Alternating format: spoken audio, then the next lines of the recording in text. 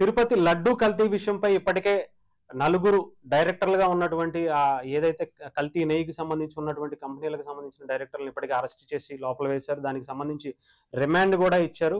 అయితే ఇంకొక వారం రోజుల్లో తిరుపతికి సిబిఐ అని చెప్పి చాలా మంది వస్తారని చెప్పి ఎక్స్పెక్ట్ చేస్తున్నారు. టీటీడీ పూర్వ పాలక వర్గాన్ని ప్రశ్నించే వీలుగా వాళ్ళని అందుబాటులో ఉండాలి, వాళ్ళని తీసుకురావాలని చెప్పి వాళ్ళకి నోటీసులు ఇచ్చినట్టుగా కూడా తెలుస్తుంది. అప్పటి అధికారుల పైన కూడా ఎవరైతే ఆ టైంలో తిరుపతిలో తిరుమలలో పనిచేసినటువంటి టీటీడీలో పనిచేసినటువంటి అనేక మంది అధికారులను కూడా ప్రశ్నించబోతున్నట్టుగా తెలుస్తుంది. కమిషనర్లు పర్సంటేజీలకు కక్కుర్తి పడే ఈ పని చేసినట్టుగా తెలుస్తుంది.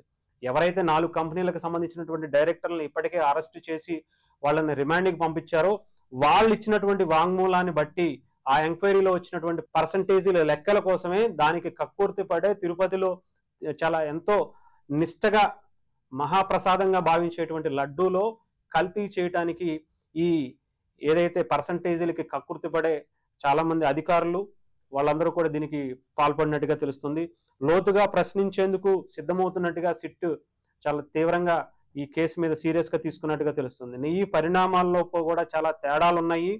ఇవి అంత తక్కువకి ఎలా కోడ్ చేశారు, అసలు కోడ్ చేయటానికి దాన్ని యాక్సెప్ట్ చేయటానికి ఎవరిచ్చారు, దాంతో ఎక్కడ టెస్ట్ చేయకుండా కూడా ఎవరు దానికి సహకరించారు, ఒకవేళ టెస్ట్ చేసినా కూడా వాళ్ళకి అనుకూలంగా ఆ రిపోర్ట్లు తెచ్చుకోవడం కోసం ఎవరైతే టీటీడీలో పనిచేసినటువంటి అధికారులు ఎవరున్నారు వాళ్ళందరి చిట్టా కూడా బయటకు తీసి వైసీపీకి సంబంధించినటువంటి నాయకులను ఇప్పటికే అటు వైవి సుబ్బారెడ్డి కావచ్చు, గతంలో పనిచేసినటువంటి ధర్మారెడ్డి కావచ్చు, వీళ్ళందరినీ కూడా ఇప్పటికే నోటీసులు ఇవ్వడం జరిగింది. సిబిఐ కూడా వాళ్ళని హాజరు అవ్వడం కోసం వెయిట్ చేస్తున్నట్టుగా తెలుస్తుంది. వాళ్ళని విచారించడం కోసం రేపో ఎప్పుడో నాకు తెలిసి ఒక 2-3 డేస్లో సిబిఐ తిరుపతికి వచ్చి చాలా క్లియర్గా అందరి ఎంప్లాయీస్లో దాంట్లో కీలకంగా వ్యవహరించినటువంటి ఈ ట్రాన్సాక్షన్స్ కావచ్చు, టెండర్లు కోడ్ చేయడానికి దాన్ని యాక్సెప్ట్ చేయడానికి ఎవరైతే ఉన్నారో సహకరించారో వాళ్ళందరినీ కూడా ఎంక్వైరీకి పిలవడం చాలా కీలకంగా కాబోతుంది. సో డెఫినెట్గా తిరుపతికి సంబంధించి సిబిఐ చాలా ప్రతిష్టాత్మకంగా తీసుకుంది. ముఖ్యంగా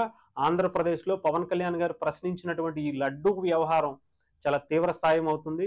ఇది కంప్లీట్గా వైఎస్ఆర్సీపీ మెడకు చుట్టుకొని ఎక్కడా కూడా వాళ్ళకి వీలు లేకుండా బయటకు రాకుండా చాలా పగడ్బందీగా సిబిఐ ఎంక్వైరీ చేసి దానికి సంబంధించినటువంటి సాక్ష్యాలను కూడా తీసుకొచ్చే ప్రయత్నం చేస్తున్నట్టుగా తెలుస్తుంది.